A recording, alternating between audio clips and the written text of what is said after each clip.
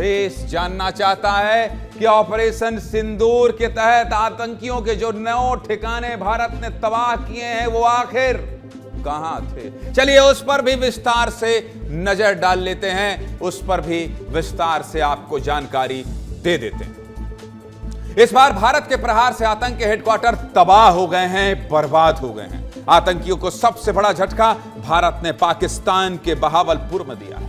बहावलपुर जैश ए मोहम्मद के सरगना मसूद अजहर का गृह जिला है। लाइन ऑफ कंट्रोल यानी सीमा के करीब 100 किलोमीटर अंदर घुसकर, अंदर घुसकर, यह कहा जा रहा था ना कि पाकिस्तान के अंदर घुसकर पाकिस्तान को सबक सिखाने की जरूरत है। 100 किलोमीटर, 10-20 नहीं, 10-20, 30, 40, 50 नहीं, 100 किलोमीटर अंदर घुसकर पाकिस्तान को बता दिया गया है कि हमसे जन्मे देश आंख दिखाने की कोशिश मत करना, भारत बाप है और बाप ही रहेगा।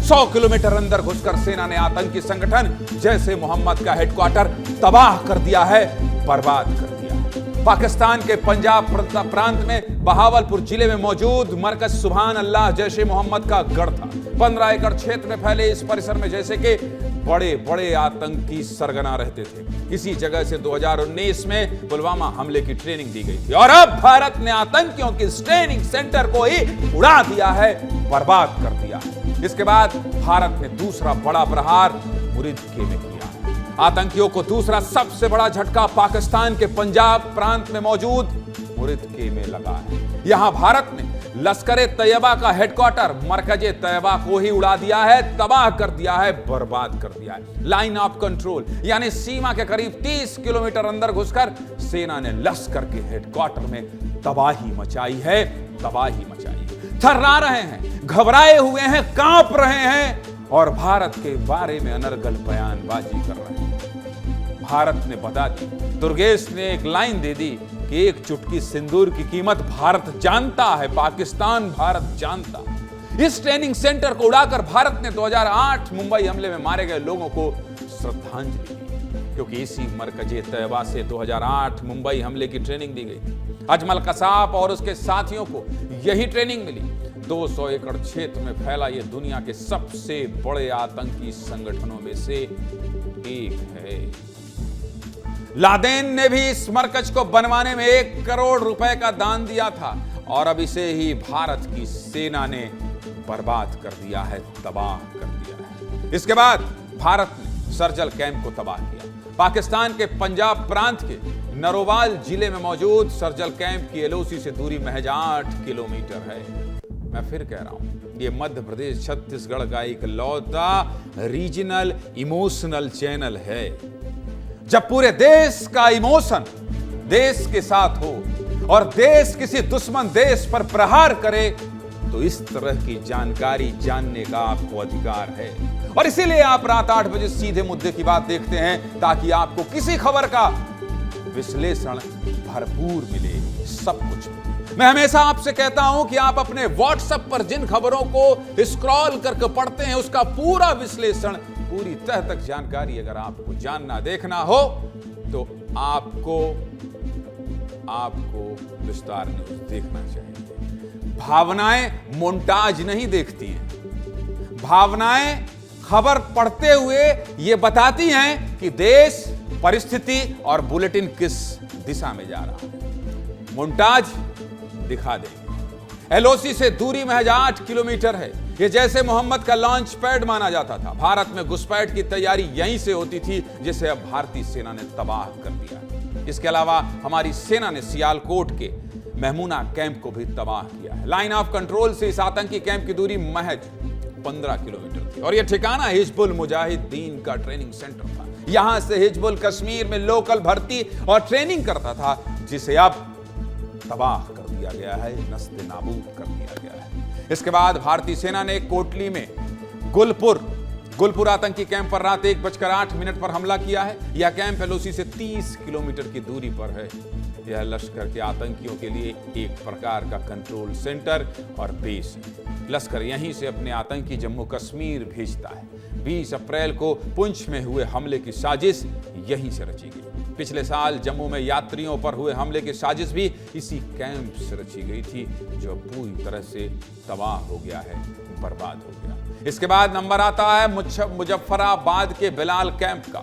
सीमा से इसकी दूरी कितनी है, इसकी जानकारी मालूम नहीं है, लेकिन यह जैसे मोहम्मद का लॉन्च पैड माना जाता है, जैसे मोहम्मद का लॉन्च पैड माना जाता है, जिसे सेना ने तबाह कर दिया। भारतीय सेना ने कोटली में अब्बास आतंकी कैंप पर रात 1:04 पर हमला किया। यह कैंप पीओके से 15 किलोमीटर की दूरी पर जैसे मोहम्मद का सेंटर था। भारत ने यहां हमला कर इसे पूरी तरह से तबाह कर दिया। भारत के हमले में कई आतंकी मारे गए हैं। सवाई मुजफ्फराबाद पर सेना ने प्रहार किया। एलओसी से दूरी इसकी करीब 13 किलोमीटर है। इसे लश्कर ए तैयबा का ट्रेनिंग सेंटर कहा जाता है। 20 अक्टूबर 2024 सोनमर्ग आतंकी हमले, 24 अक्टूबर 2024 गुलमर्ग आतंकी हमले, 22 अप्रैल 2025 पहलगाम आतंकी हमले की ट्रेनिंग इसी सवाई कैंप में हुई थी, जिसे भारत ने बर्बाद कर दिया है और यहां मौजूद आतंकियों को मार गिराया है। सेना ने भिम्बर के बरनाला में मौजूद मरकज अहले हदीस को भी निशाना बनाया है। इसकी सीमा से दूरी करीब 9 किलोमीटर है। लश्कर ए तौबा का घुसपैठ सेंटर माना जाता है। पुंछ, राजौरी, रियासी सेक्टर में यहीं से घुसपैठ होती है, लेकिन अब आतंकियों के इस घुसपैठ सेंटर को भी सेना ने बर्बाद कर दिया है, तबाह कर दिया है। जैसे ही भारत में आतंकी संगठनों को उड़ाने की खबर आई, देश जश्न में डूब गया, जश्न में डूब गया। हर तरफ लोग जश्न मनाने लगे। देखिए,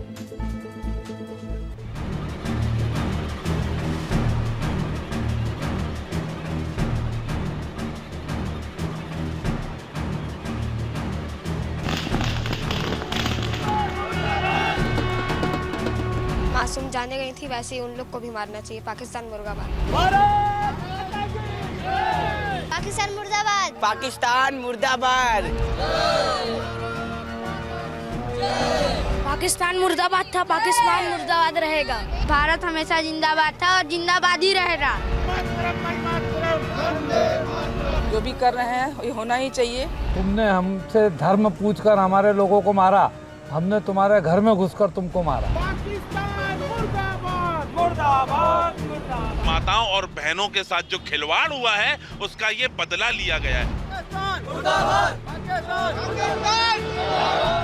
आतंकवादी जो अड्डे थे, उन अड्डों को ध्वस्त करने का काम हमारी भारतीय सेना ने किया है।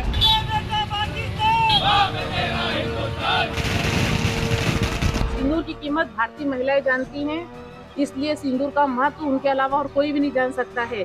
तो हमारे जो एयर स्ट्राइक हुई, इससे हम बहुत खुश हैं।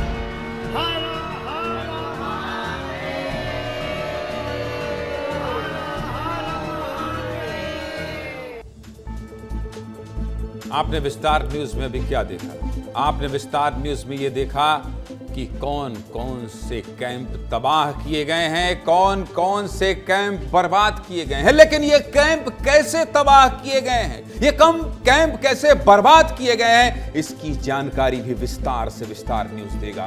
देखिए, देश पहलगाम हमले के बाद सिर्फ और सिर्फ इसी हमले का इंतजार कर रहा था। अब आपको यह भी बता देते हैं कि आखिर ये 9 आतंकी संगठन तबाह कैसे हुए। ये भी बता देते हैं कब प्रहार किया गया। 6-7 मई 2025 की दरमियानी रात, मतलब आधी रात, 1:05 से 1:30 के बीच करीब 25 मिनट तक भारतीय सेना ने ऑपरेशन सिंदूर लॉन्च किया। 25 मिनट में 9 टारगेट पर प्रहार किया गया। राफेल और ब्रह्मोस जैसे फाइटर जेट्स और स्कैल्प हैमर मिसाइलों से आतंकी ठिकाने तबाह किए गए। अब ये जिससे तबाह हुए हैं, ये भी आपको बता देते हैं। राफेल से छोड़ी जाने वाली स्कैल्प क्रूज मिसाइल बेहद खतरनाक मानी जाती है। इसे कम दृश्यता वाली हवा से जमीन पर मार करने वाली क्रूज मिसाइल कहा जाता है। स्कैल्प क्रूज मिसाइल का वजन करीब 1300 किलो है और रफ्तार करीब 1000 से 1050 किलोमीटर प्रति घंटा है। स्कैल्प मिसाइल की रेंज 500 से 600 किलोमीटर तक होती है, यानी भारत अपने इलाके से ही पीओके या पाकिस्तान के अंदर तक मार कर सकता है। कहीं जाने की जरूरत नहीं है, घर से ही इनको जिनको मारा है मारा जा सकता है। लेकिन पाकिस्तान को उसकी औकात बताना जरूरी था। पाकिस्तान को ये बताना जरूरी था कि बेटा हम जब उठेंगे तो घर में घुस के मारेंगे, इसलिए भारत ने घर में घुस कर ये हमला किया। आपको पहले ही बताया है, ये मिसाइल छोड़ी राफेल से ही जाती है और राफेल का साथ पाकर स्कैल्प क्रूज मिसाइल किलर बन जाती है। सबसे ज्यादा चोट आतंकियों को राफेल से छोड़ी गई स्कैल्प क्रूज मिसाइल ने ही दिया है। इसके बाद आतंकियों की बची खुची कमर हैमर बम ने तोड़ दी। हैमर बम मतलब सटीक निशाना साधने वाला हथियार है। हैमर बम 50 से 70 किलोमीटर की सीमा में लक्ष्यों पर हमला करने में सक्षम होता है। छोटे और नजदीकी ठिकानों पर हैमर ने हमला किया गया। जो छोटे और नजदीकी ठिकाने थे उसमें हैमर से हमला किया गया, समझ गए। जो ठिकाने 100 किलोमीटर तक थे उन पर राफेल ने स्कैल्प से हमला किया और जो आसपास वाले आतंकी ठिकाने थे उनको हैमर बम ने उड़ा दिया। इस तरह भारत ने 9 आतंकी ठिकाने तबाह कर दिए, बर्बाद कर दिए। इस पूरे ऑपरेशन का नाम प्रधानमंत्री नरेंद्र मोदी ने ऑपरेशन सिंदूर रखा। जैसे ही इस ऑपरेशन का नाम सबके सामने आया, पूरा देश भावुक हो गया। सिंदूर से बिखरे इस नाम को देखकर उन परिवारों की आंखें भी नम हो गईं जिन लोगों ने अपनों को खोया। सुनिए, पहलगाम हमले में जान गंवाने वाले लोगों के परिजन इस बदले के बाद क्या कह रहे हैं, सुनिए। जिस तरीके से हमारे पूरे परिवार को उन पे विश्वास था, उन्होंने उसी तरीके से जवाब देके हमारे विश्वास को कायम रखा है। And I am really thankful. और ये ऑपरेशन सिंदूर उन्होंने जो स्टार्ट किया है वो पूरा दहशतवाद खत्म करके ही वो अभी चुप बैठेंगे। फौजी लोगों ने एक्शन लिया है, वो अच्छा किया है और वो सिंधु नाम देके भी औरतों को सम्मान दिया है, वैसा है। जो भी असली लोग हैं उनको दुनिया में जीने का हक मिले। आज हमारा परिवार जो इतने दिन से गम में था, आज हमारे परिवार ने रात के 2 बजे से कुछ हल्कापन महसूस किया है।